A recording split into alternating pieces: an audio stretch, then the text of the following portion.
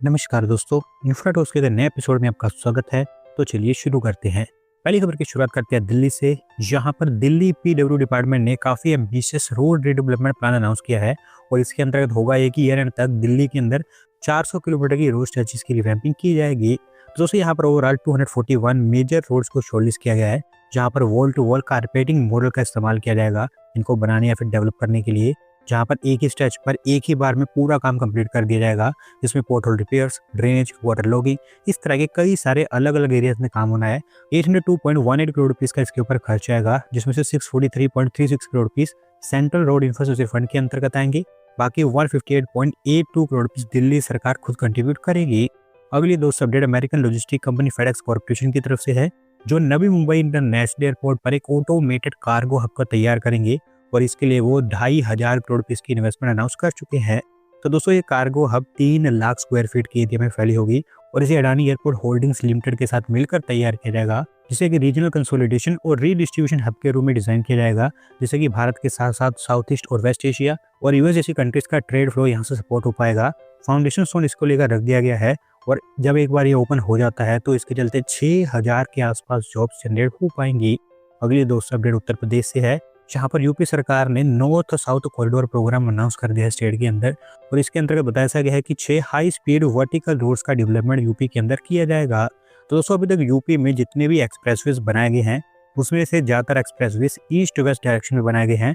बहुत ही कम ऐसे एक्सप्रेसवेज हैं जो कि नॉर्थ साउथ कॉरिडोर की तरफ बनाए गए हों, लेकिन अब उसके ऊपर भी फोकस होगा। बात करूं 6 कॉरिडोर्स के बारे में तो 262 किलोमीटर लंबा श्रावस्ती प्रयागराज कॉरिडोर, कुशीनगर वाराणसी कॉरिडोर जो कि वाया देवरिया और गाजीपुर बनेगा, नेपाल बॉर्डर पर पिपरी से प्रयागराज तक 295 किलोमीटर का कॉरिडोर, 502 किलोमीटर लंबा लखीमपुर बांदा कॉरिडोर, 547 किलोमीटर लंबा बरेली ललितपुर कॉरिडोर, जबकि एक और कॉरिडोर पीलीभीत से हरपालपुर के बीच बनाया जाएगा। कुल मिलाकर इनकी लेंथ 2340 किलोमीटर की होगी और ये ग्रीनफील्ड और ब्राउनफील्ड दोनों का एक मिक्स होगा 24 के आसपास, जिससे भी यहाँ पर कवर हो पाएंगे। और अभी अच्छी बात यह है कि काम स्टार्ट करने के लिए यूपी सरकार के द्वारा 400 करोड़ रुपीस एलोकेट कर दिए गए हैं। अगली दोस्त अपडेट पुणे मेट्रो से है, जहां पर महाराष्ट्र सरकार ने पुणे मेट्रो के अंदर 2 नई मेट्रो लाइंस को लेकर रिवाइज जीपीआर अप्रूव कर दी है और इसको लेकर महाराष्ट्र सरकार, स्टेट गवर्नमेंट और महा मेट्रो के बीच एमओयू साइन करने के लिए गवर्नमेंट रेजोल्यूशन भी इशू किया गया है। तो दोस्तों अगर मैं थोड़ा सबको डिटेल में बताऊं तो इनमें से एक मेट्रो लाइन तो खराड़ी से खड़गवासला के बीच में बनाई जाएगी, वह स्वारगेट और हड़पसर, जो वैसे पुणे मेट्रो की लाइन 4 होगी। 25.52 किलोमीटर की इसकी लेंथ होगी और 22 मेट्रो स्टेशन यहाँ पर बनाए जाएंगे। दूसरी मेट्रो लाइन नल स्टॉप से मानिक बाग तक बनाई जाएगी, वह वारजे, और ये एक टाइप की स्पर लाइन होगी क्योंकि लाइन 4 इसे कहा जा रहा है। 6.12 किलोमीटर की इसकी लेंथ होगी और 6 मेट्रो स्टेशन इसके अंतर्गत भी बनाए जाएंगे। दोनों की दोनों मेट्रो लाइन्स कंप्लीटली एलिवेटेड होने वाली है और सारे मेट्रो स्टेशन भी एलिवेटेड ही बनेंगे। कुल मिलाकर 9,857.85 करोड़ रुपए का खर्च इसके ऊपर आएगा। अगली दोस्त अपडेट आंध्र प्रदेश से है, जहां पर स्टेट इन्वेस्टमेंट प्रमोशन बोर्ड ने 27 और इन्वेस्टमेंट प्रपोजल्स को अप्रूवल दे दी है और इसके चलते 29,021 करोड़ रुपीस की और इन्वेस्टमेंट आंध्र प्रदेश में देखने को मिलेगी। तो दोस्तों जब से स्टेट इन्वेस्टमेंट प्रमोशन बोर्ड का फॉर्मेशन किया गया है तब से लेकर अब तक 9.03 लाख करोड़ रुपीस के प्रपोजल ये अप्रूव कर चुका है। 8.5 लाख से ज्यादा जॉब्स इसके साथ जनरेट होने वाली है और इस बार भी जो इन्वेस्टमेंट अनाउंस की है इसके चलते 22,407 नई जॉब जनरेट होंगी। अगर कुछ मेजर प्रपोजल्स की बात करूं तो 8,175 करोड़ रुपीस की एक mega lithium ion battery giga factory को सेटअप किया जाएगा, जो कि अनपल्ली में बनकर तैयार होगी। वोरी एनर्जीज को सेटअप करेगी। एनटीपीसी का एक सोलर पावर प्रोजेक्ट भी अप्रूव किया गया है कुर्नूल डिस्ट्रिक्ट के अंदर, 4,500 करोड़ रुपीस की इन्वेस्टमेंट इसके ऊपर भी होने वाली है। इसके अलावा विशाखापट्टनम के अंदर भी एक सेमीकंडक्टर असेंबली और टेस्टिंग फैसिलिटी बनकर तैयार होगी। 2,387 करोड़ रुपीस की इन्वेस्टमेंट इसके ऊपर भी होगी। अगली दोस्त अपडेट तमिलनाडु से है, जहां पर Japanese company citric engineering private limited के द्वारा एक नई फैक्ट्री सेटअप कर दी गई है श्री पेरुम्बदूर के अंदर और इसका इनॉग्रेशन करते हुए इसे कमर्शियल यूज के लिए भी ओपन किया गया है। तो दोस्तों ये कंपनी बेसिकली ट्रेलर और ट्रक बॉडीज की मैन्युफैक्चरिंग करती है और इस फैसिलिटी में भी सेम ही काम किया जाना है। वैसे तो ओवरऑल 15 एकड़ के एरिया में फैली है, लेकिन 3.5 एकड़ में ही मेन प्रोडक्शन का काम किया जाएगा, जहां पर एडवांस इंफ्रास्ट्रक्चर और मॉडर्न ऑटोमेशन सिस्टम इनके द्वारा सेटअप किए गए हैं। पर मंथ 800 के आसपास यूनिट्स यहाँ पर मैन्युफैक्चर हो पाएंगी और कंपनी के द्वारा बताया गया है कि ये जो स्टार्ट ही है, अगले 30 महीने के अंदर अंदर भारत में 3 और नई फैक्ट्रीज को ये ओपन करेंगे। अगली दोस्त अपडेट केरला से है, जहां पर सेंट्रल गवर्नमेंट ने इन प्रिंसिपल अप्रूवल दे दी है विजिंजम आउटर रिंग रोड की डीपीआर को और फाइनली आप कह सकते हैं कि सालों के डिले के बाद अब ये काम आगे बढ़ पाएगा। तो दोस्तों ये आउटर रिंग रोड एक पूरी तरह से ग्रीन फील्ड प्रोजेक्ट होने वाला है, एक्सेस कंट्रोल, जिसकी लेंथ अराउंड 65.63 किलोमीटर की होगी। नवई कुलम से विजिंजम के बीच में इसको बनाया जाएगा। 13.25 किलोमीटर का एक लिंक रोड भी बनाया जाएगा जो थेकाड़ा को मंगलापुरम से कनेक्ट करेगा। और क्योंकि इस प्रोजेक्ट के अंतर्गत हिल को काट कर टनल भी बनाई जानी थी, तो इसी के कारण ये काम थोड़ा सा फंसा पड़ा था। लेकिन अभी NHAI के द्वारा सर्वे कंप्लीट करके रिवाइज DPR तैयार कर दी गई है और उसी को ये भी सेंट्रल गवर्नमेंट के द्वारा इन प्रिंसिपल अप्रूवल दी गई है। अभी धीरे धीरे इसका काम आगे बढ़ता रहेगा। अगली दोस्तों अपडेट उत्तर प्रदेश से है, जहां पर भारत की पहली RRT स्टाइल मेट्रो पूरी तरह से तैयार है मेरठ के अंदर और 22 फरवरी को हमारे प्राइम मिनिस्टर के द्वारा इसे फ्लैग ऑफ किया जाएगा।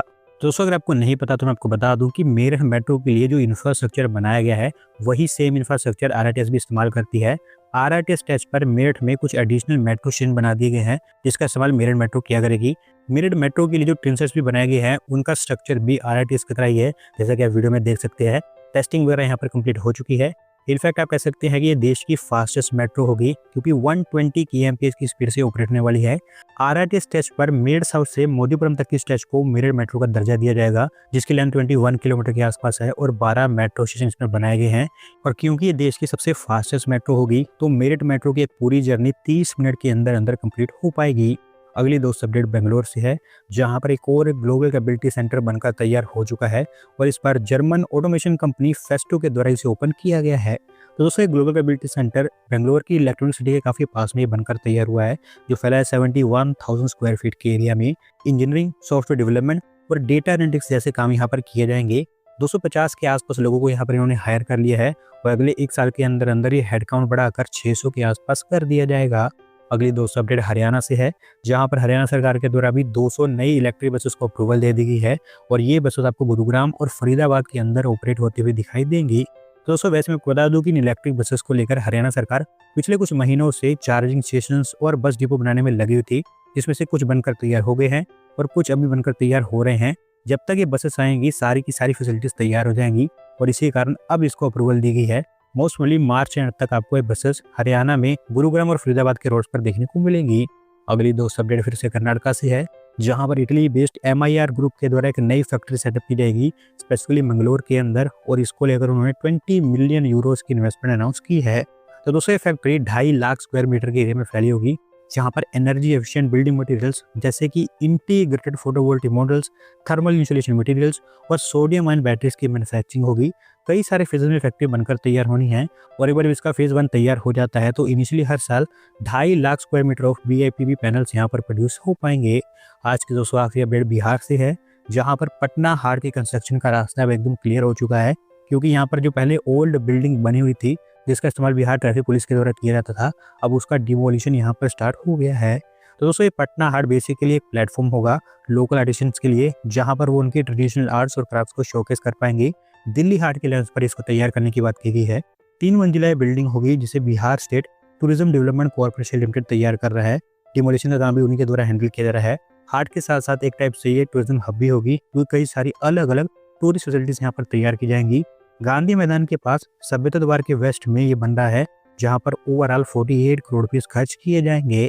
तो दोस्तों आज की वीडियो में बस इतना ही।